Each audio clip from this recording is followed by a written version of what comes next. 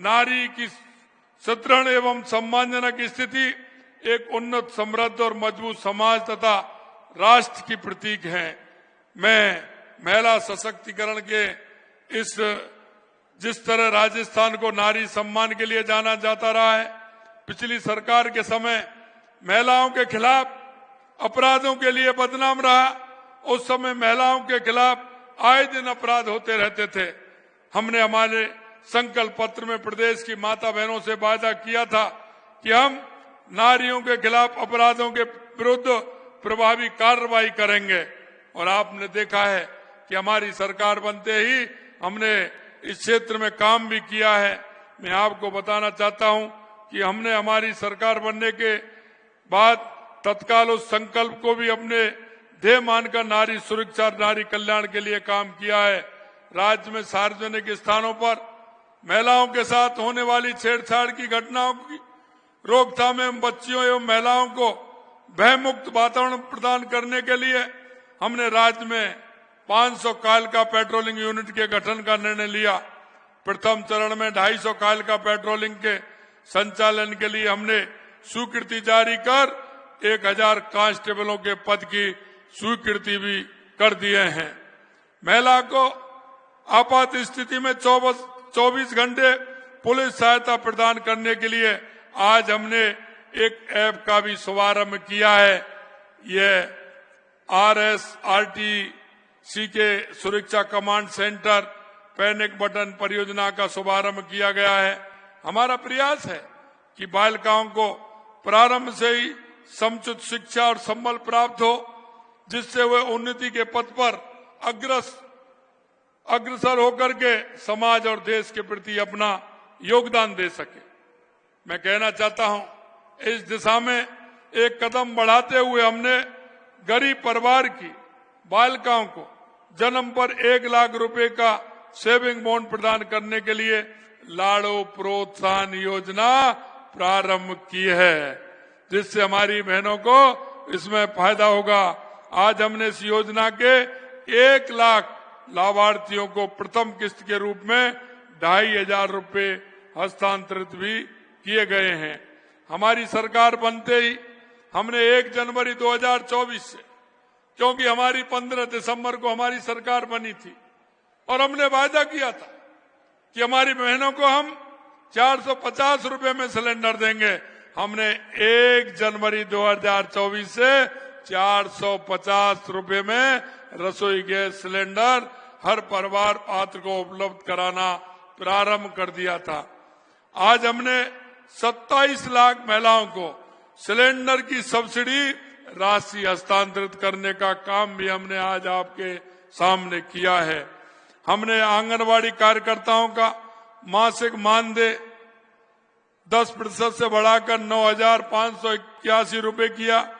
सहायिकाओं का 5,590 रुपए, शिशु पालन गृह कार्यकर्ताओं को 4,554 रुपए कर दिया है।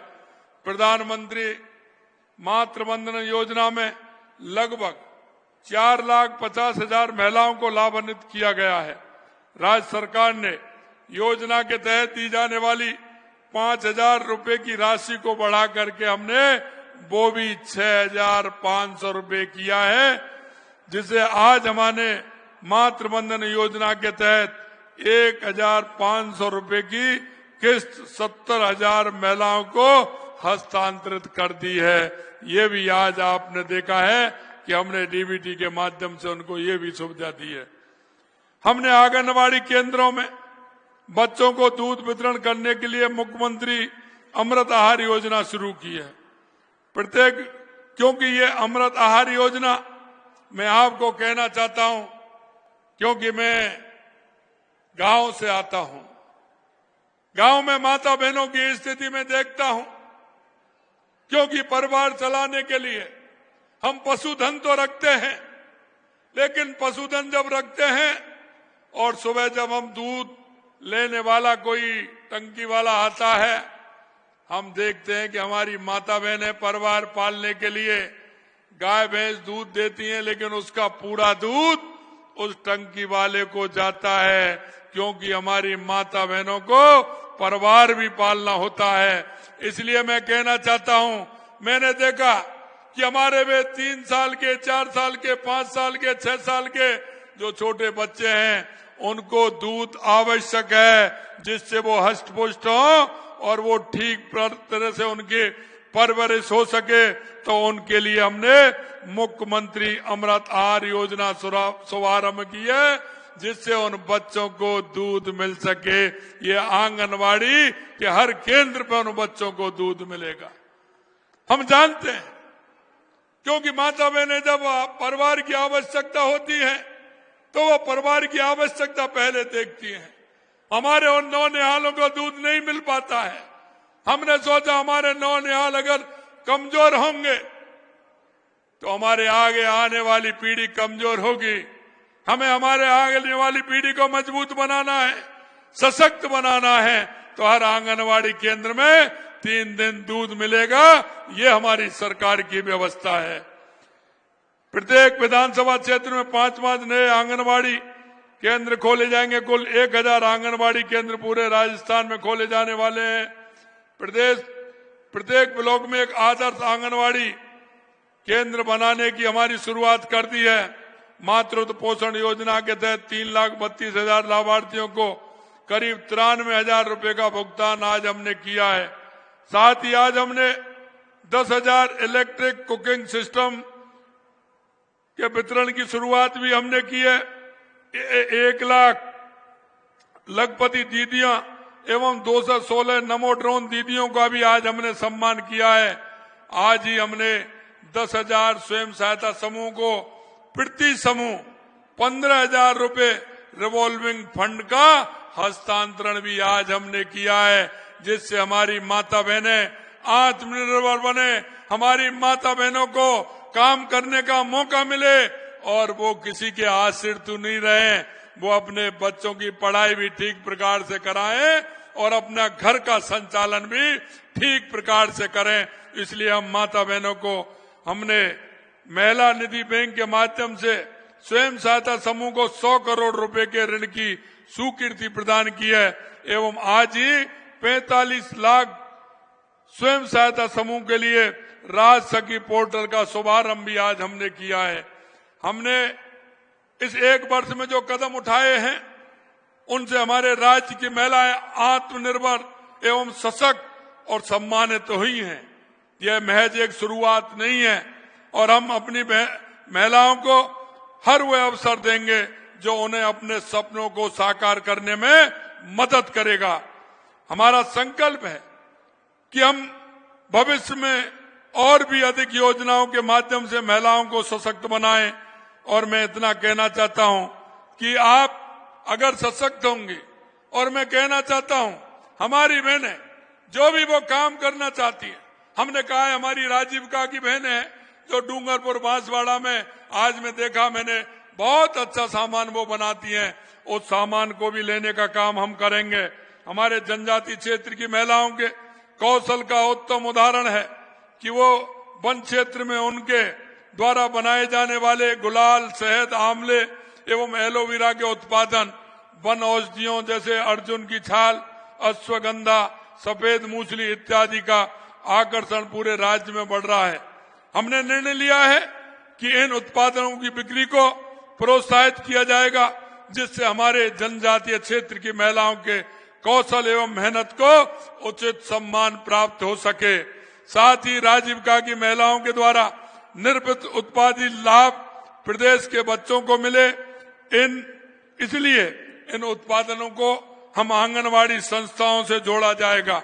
इससे हमारी राजीविका बहन की महिलाओं के द्वारा जो प्रेम और ममता के द्वारा जो सामग्री बनाई जाती है, उसका उपयोग हमारे आहार के लिए आंगनवाड़ी केंद्र के नौनिहालों को मिले, जिससे हमारे मजबूत भी हों और हमारी राजीविका की बहनें भी मजबूत हों और हमारे नौनिहाल भी मजबूत हों।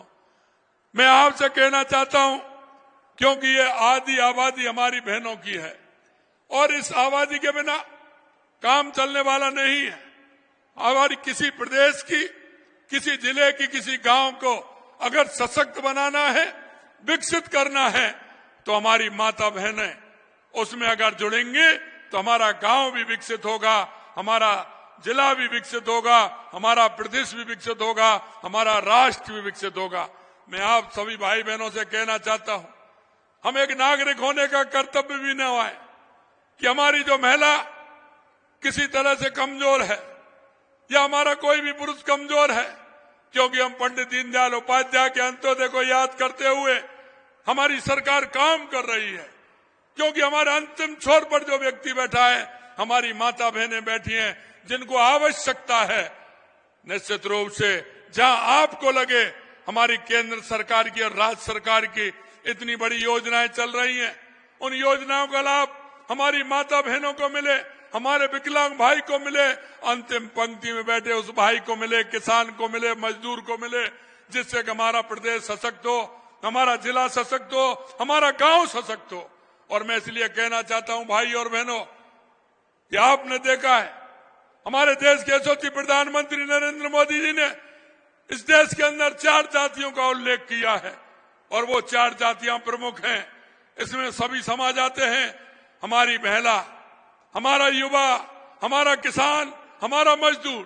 और इसलिए आपने देखा है कि 12 दिसंबर को हमने युवा सम्मेलन किया था, युवाओं को रोजगार के अवसर प्रदान किए थे, और 13 दिसंबर को हमने किसानों के हित की बात किसान सम्मान निधि से लेकर के किसानों के आने वाले जितने भी काम हैं, चाहे वो बिजली का हो, पानी का हो, उस काम को हमने बढ़ाने का काम किया है।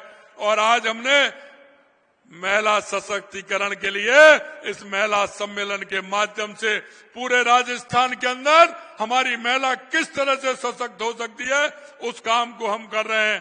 कल हमारा काम है हमारे उन मजदूर भाई, हमारे ऐसे श्रमिक भाई जिनको आवश्यकता है सरकार की योजनाओं की। इसलिए मैं आज के इस महिला सम्मेलन के माध्यम से आप सभी से अपील करना चाहता हूं कि हमारे राजस्थान को विकसित बनाने के लिए, हमारे राजस्थान को सशक्त बनाने के लिए, हमारी बहनों के उत्थान के लिए, और हमारी अगर महिला सशक्त होगी, महिला अगर हमारी आगे बढ़ेगी तो हमारा राज्य आगे बढ़ेगा। मैं आपसे यही कहना चाहता हूं, आपने देखा है जिस तरह से राजस्थान में हमारे 32 देशों के हमारे प्रतिनिधि आए, हमारे सभी प्रदेशों के उद्योगपति उसमें आए। मैं आपसे कह सकता हूं, जो हमारी सरकार ने 1 साल पहले जो संकल्प पत्र के माध्यम से आपके बीच में हमारे सरकार गई थी, हमारे भारतीय जनता पार्टी के कार्यकर्ता गए थे, मैं आपसे यही कहना चाहता हूं, जो संकल्प पत्र में हमने वायदे किए हैं, हमारी सरकार एक एक संकल्प पत्र को पूरा करेगी, यह मैं आपको विश्वास दिलाना चाहता हूं। आपने देखा होगा हमने कहा कि हम हर साल हमारे काम का हिसाब देंगे, और आप लगातार देख रहे हैं 4 दिन से हम हमारे काम का हिसाब आपको दे रहे हैं।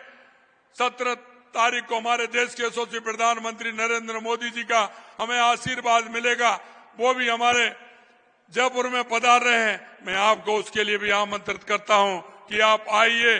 जयपुर में हमारे देश के यशस्वी प्रधानमंत्री नरेंद्र मोदी, दुनिया के सबसे बड़े नेता वहां पधार रहे हैं, उनके उद्बोधन सुनने के लिए भी आइए। हमारी सरकार कृत संकल्प है पूरी तरह से हमारे राजस्थान को आगे बढ़ाने के लिए, हमारी बहनों को आगे बढ़ाने के लिए, हमारे युवाओं को आगे बढ़ाने के लिए, हमारे किसान को मजबूत करने के लिए, हमारे श्रमिक भाई को मजबूत करने के लिए। आप आज इतनी बड़ी संख्या में हमारी माता बहनें आई हैं, मैं उनको दिल की गहराइयों से बहुत बहुत धन्यवाद और साधुवाद देना चाहता हूं। आपका लाड, आपका प्यार इसी तरह से बना रहे। निश्चित रूप से हमारी सरकार कृत संकल्प है आपके उत्थान के लिए, आपके काम के लिए। आप सभी को बहुत बहुत धन्यवाद। जय हिंद, जय भारत, जय राजस्थान।